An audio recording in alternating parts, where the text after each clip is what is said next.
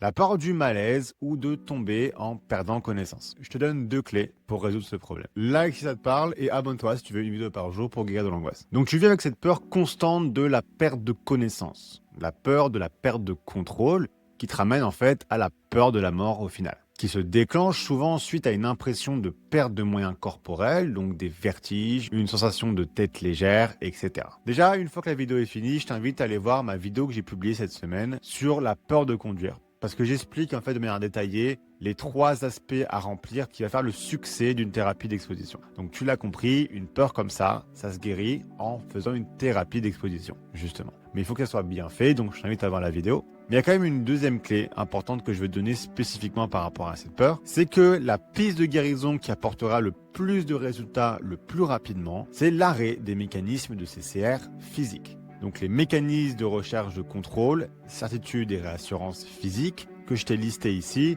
c'est en fait des changements dans ton mode de vie. C'est des décisions que tu prends régulièrement par rapport à ton angoisse. Donc dans les cas les plus fréquents, tu vas prendre des décisions qui vont t'éviter certaines activités ou certaines situations qui évoquent cette peur du malaise chez toi. Par exemple, tu peux éviter d'être avec du monde, ou au contraire, tu vas devoir toujours être accompagné, éviter certains endroits en particulier, etc. Dans les cas plus sévères, quand tu es vraiment arrivé à un stade où tu es immobilisé chez toi à cause de cette peur, tu peux marcher avec une canne, avec un déambulateur, voire un fauteuil roulant, voire être complètement bloqué sur ton lit. C'est ça, concrètement, les mécanismes nécessaires physiques que tu vas devoir arrêter. L'idée vraiment, c'est que tu arrêtes de perdre le temps dans ta guérison et de commencer dès maintenant à les identifier. Première étape. Comment tu les identifies concrètement? En te posant la question, quelle décision je prends dans ma vie en raison de mon angoisse? Puis tu vas dresser et mettre en pratique une stratégie pour les arrêter un par un. Ça peut être très inconfortable au début, mais rien ne te guérira plus rapidement et plus efficacement que ça.